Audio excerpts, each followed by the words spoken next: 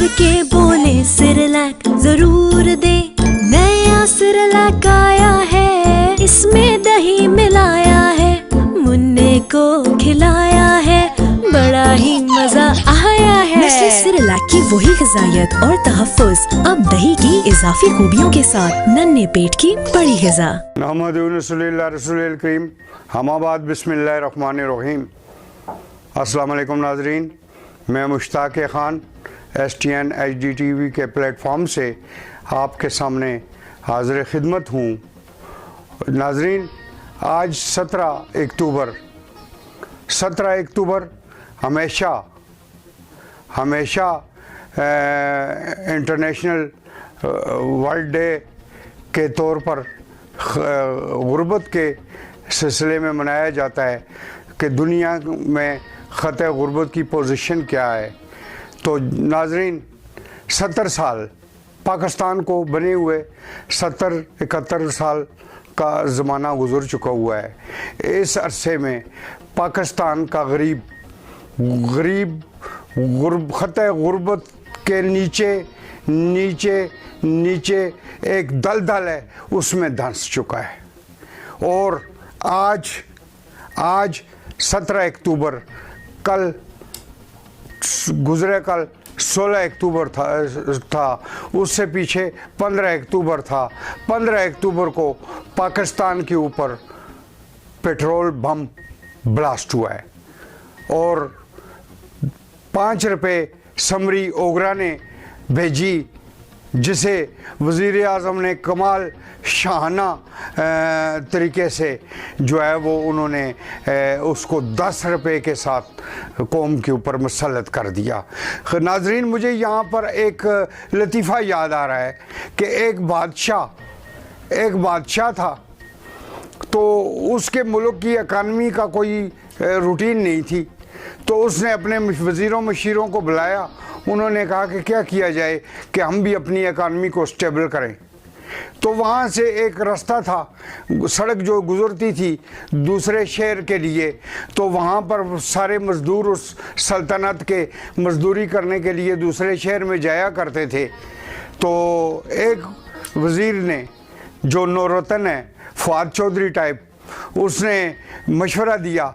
उस वक़्त के शौकत तरीन ने समझने मशवरा दिया कि जनाब, आप ये जो लोग मज़दूर गुज़रते हैं, इनके ऊपर जो है वो जनाब इनको पहले ज़रा जो है वो सज़ा लगाते हैं, इनको एक दिरहम और एक कोड़ा। तो वहाँ से गुज़रने वालों को एक कोड़ा एक दिरहम मारा जाना लगा।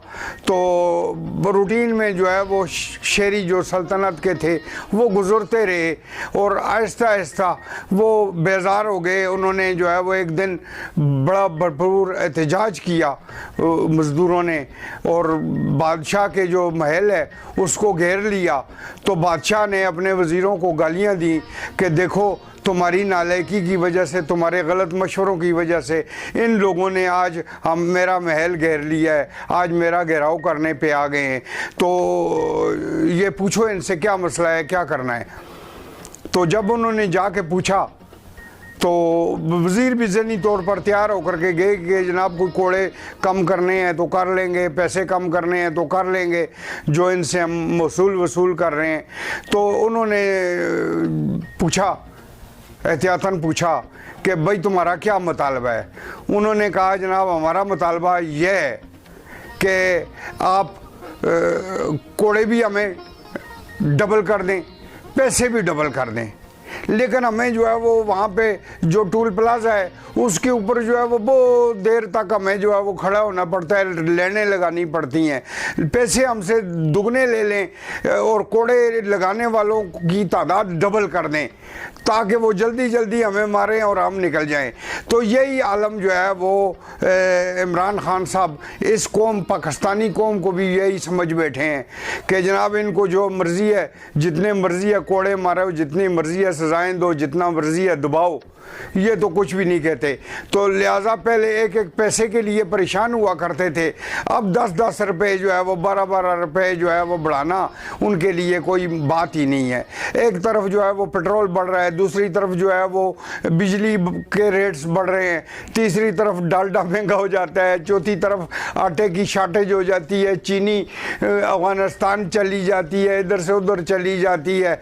और इस अवाम का कौन है? कोई पुरसाने हाल नहीं। अवाम पिस रहे हैं, इनको और दबाया जा रहा है। तो ये आलम है ख़ते गुर्बत का। ख़ते गुर्बत के लिए इनको पाताल में डाला गया है, यानी जहाँ से ये वापस ही ना निकल सकें। तो दुनिया जो है वो गुर्बत के ख़ात्मे की तरफ, आज का दिन ये इस यादहानी के लिए था कि गुर्बत के ख़ात्मे के लिए क्या किया जाए। दुनिया भर में जो हुक्मरान थे, उनकी जो कैबिनेट्स थी, वो सर जोड़ के बैठे हैं आज के दिन कि हम अपने अपने मुल्कों से गुर्बत को कैसे ख़त्म करें। लेकिन पाकिस्तान है कि आज के दिन भी उनको पता ही नहीं है कि गुर्बत का कोई दिन भी आलमी कैलेंडर में मौजूद है या नहीं है।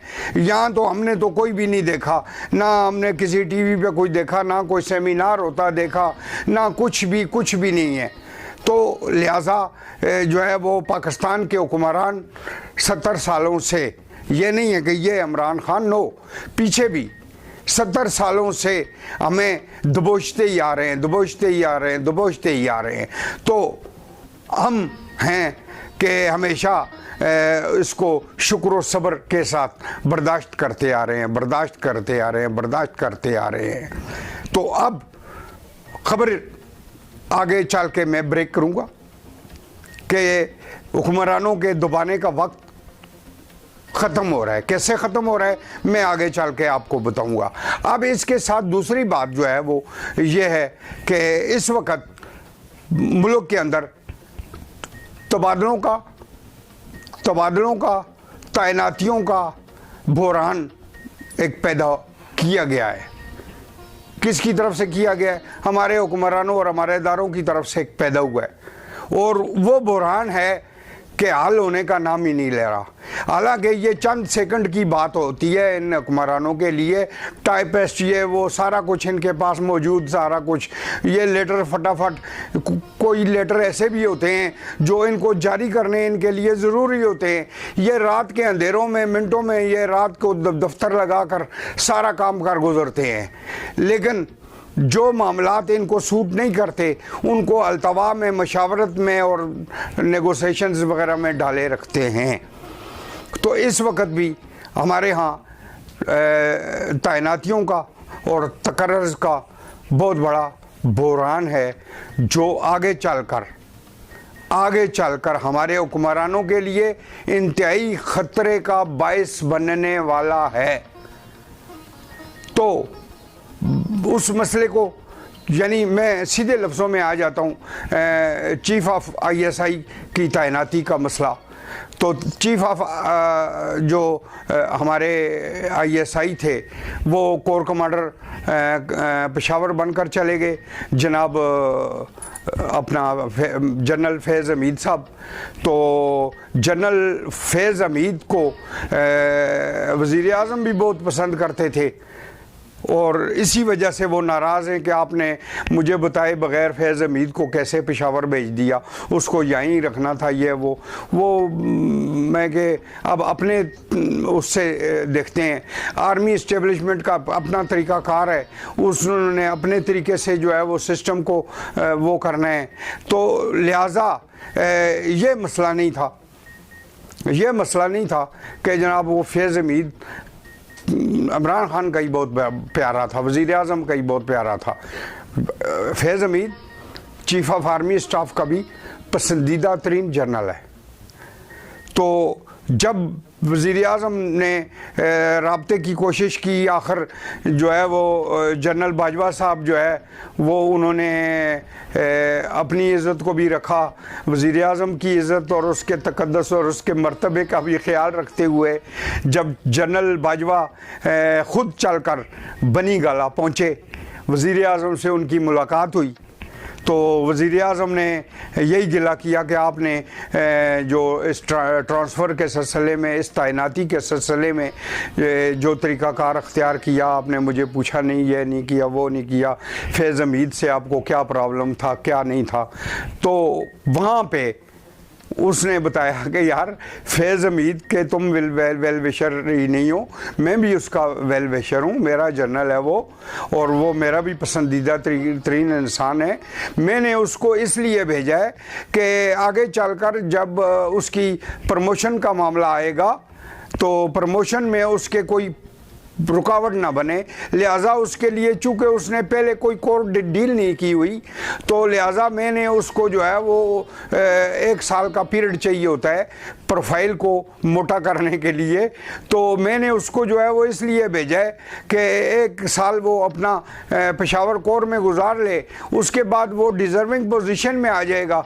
चीफ के लिए, चीफ ऑफ आर्मी स्टाफ के लिए जब नाम भेजे जाएंगे, उसके नाम को हम बिला खतर उसके भेज सकेंगे, खौफो ख़तर, तो कोई उसमें कबात नहीं होगी। फिर आप भी उसके वेल विशर हैं, मैं भी उसका वेल विशर हूँ। जब डिसाइड करना होगा, हम मेरिट पे हमने डिसाइड करना होगा, तो उसका मेरिट जो है वो कंप्लीट हो चुका होगा, एज ए कोर कमांडर 1 साल उसकी प्रोफाइल में शामिल होगा।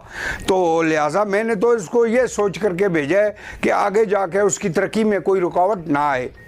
तो आप उसको जो है वो अब अफ़गानिस्तान के लिए या अपने ज़ाती मामलात के लिए अपनी पसंदीदगी की बुनियाद पर उसको यहाँ रख लेंगे, तो आगे चल के वो प्रॉब्लम फिर आएगा, तो फिर मुश्किल हो जाएगा। तो लिहाजा जो है वो मैं भी उसको पसंद करता हूँ, आप भी उसको पसंद करते हैं, तो आगे चल के आप भी उसकी तरक्की चाहते हैं, मैं भी उसकी तरक्की चाहता हूँ। तो हम तो दोनों तो एक पेज पे हैं। तो तभी वज़ीर आज़म ने उस मीटिंग के बाद कैबिनेट में जब वो किया, काबीना से अपनी से ख़िताब किया, काबीना इजलास में उन्होंने खूब दबा के कहा, बड़ा ज़ोर देकर उन्होंने, बहुत ज़ोर देकर ये लफ्ज़ कहा कि अदारा और हम हुकूमत एक पेज पे हैं, एक पेज पे हैं। ये पेज एक यही पेज है कि जनरल फैज़ हमीद के ऊपर जहाँ वज़ीर आज़म का एतमाद है और पसंदीदगी का इज़हार है, वहीं पर जनरल बाजवा ने भी अपनी पसंदीदगी का इज़हार किया कि मेरा तो कोई मुखासमत तो नहीं है, मेरा तो जनरल है। तो मैं भी ये चाहता हूँ, तो हम दोनों ये चाहते हैं कि उसके लिए अच्छा हो, उसका भला हो। तो लिहाजा आगे चलकर ये याद रखिएगा, ये बूटा जिन की पेशन गोई है, ये न्यूज़ ब्रेकिंग हो रही है बूटा जिन की तरफ से। बूटा जिन ने ये मुखबरी मुझे दी है कि जनाब आगे चलकर जनरल फैज़ हमीद कोर कमांडर पेशावर को तरक्की देकर चीफ ऑफ आर्मी स्टाफ बनाया जाएगा। और ये जो एक पेज का नारा है वो यही है, एक पेज इनका फैज़ हमीद है और जनरल बाजवा और इमरान खान इसी एक पेज पे मुत्फिक हैं। तो लिहाजा ये तो था हमारा तैनातियों का तकर्रर तबादलों का मामला जो अभी रुका हुआ है। 1.5 लाख फोर्स ISI के प्लेटफॉर्म पे ख़िदमत अंजाम दे रही है। इस वक्त शाहों की शहंशाहों ने क्या किया हुआ है कि एक मुकम्मल जमूद तारी हुआ है इनकी अपनी खड़पेंचियों की वजह से कि जी मैं ये नहीं कर दूँगा, मैं ये नहीं करूँगा, मैं ये करना है, ये अख्तियार मेरा है, ये तेरा है। तो ये इस तनाज़े में एक फ़ोर्स जिसकी तादाद 1.5 लाख है वो अपने चीफ के बग़ैर चल रही है। तो लिहाजा मेहरबानी करें, मैं वज़ीर आज़म पाकिस्तान से इल्तमास करता हूँ कि आप हमारे वज़ीर आज़म हैं, तो मैं कि पाकिस्तान की इज़्ज़त नामूस आपके हाथों में है। आप पाकिस्तान को तमाशा ना बनाएं, आप अपनी अख्तियार और ये वो इस पहलवानियों में ना पड़ें। पाकिस्तान की इज़्ज़त का ख्याल करते हुए हर वो फैसला बर वक्त करें जिसका मुल्क की इकानमी पे बुरा असर पड़ता हो, जिसका उस पे उसकी जो इज़्ज़त नामूस पे कोई फ़र्क पड़ता हो, तो ऐसी इक़दामात से गुरेज़ किया जाए और इक़दामात बर वक्त और होश के नाखन लेते हुए इक़दामात उठाए जाएं तो बेहतर रहेगा, पाकिस्तान के लिए भी बेहतर रहेगा, आवाम के लिए भी बेहतर रहेगा। अब मैं फिर आता हूँ महंगाई की तरफ।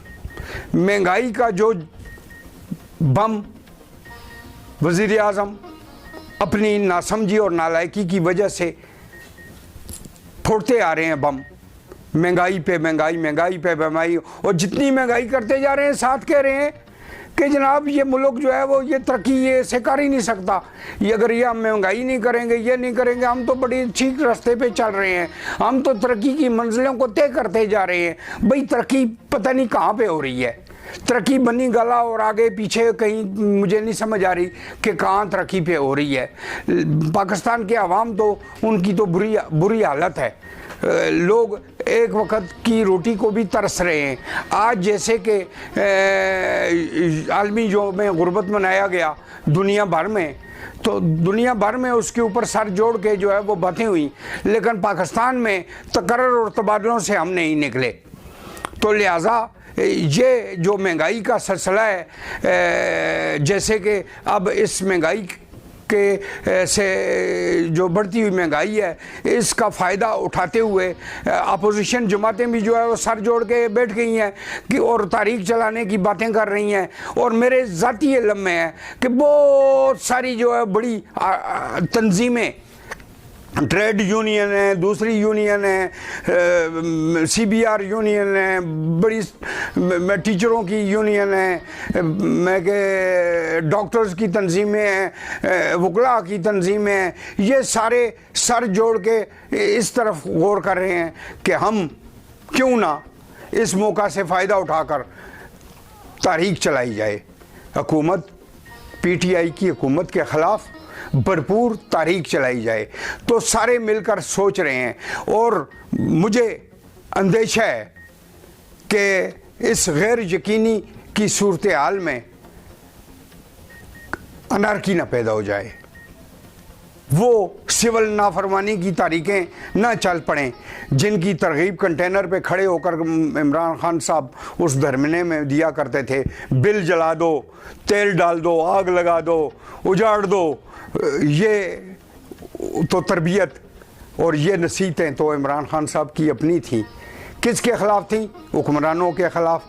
कल को हुक्मरान इमरान खान के मुखालिफ थे, आज इमरान खान खुद हुक्मरान है। और अगर ये सारे नारे उन इमरान खान के मुखालफों पे फिट आ सकते हैं तो इमरान खान पे भी जो है ये नारे फिट आ सकते हैं। तो डरें उस वक्त से जब ये रैले, ये मार्च, ये सारा रुख बनी गाला और वज़ीर आज़म हाउस की तरफ ना हो जाए। तो डरें उस वक्त से, डरना चाहिए। लिहाजा इल्तमास है कि अगर आपने हमारा चैनल सब्सक्राइब नहीं किया तो उसे सब्सक्राइब कीजिए, शेयर कीजिए, लाइक कीजिए, बेल आइकॉन का बटन प्रेस कीजिए ताकि हमारी प्रोग्राम्स की नोटिफिकेशंस आपको मिलते रहें, हमारी ख़बरों के, हमारे दीगर प्रोग्रामों के नोटिफिकेशंस आपको मिलते रहें और आप उनको देखते रहें। हमारे प्रोग्राम खौफ़े खुदा पर अगर ये आपको पसंद आए तो मेहरबानी फरमाकर इस पे हमें कमेंट्स बॉक्स में जाकर अपनी राय का इज़हार करें, हमें हमारे अच्छे बुरे सारी चीज़ें बताएं, हमारी रहनुमाई करें। हम आपकी रहनुमाई के मरूने मिन्नत बैठे हुए हैं और आपकी रहनुमाई के साथ आगे बढ़ते रहेंगे और ये सफ़र इसी तरह चलता रहेगा। तब तक के लिए खुदा हाफिज़।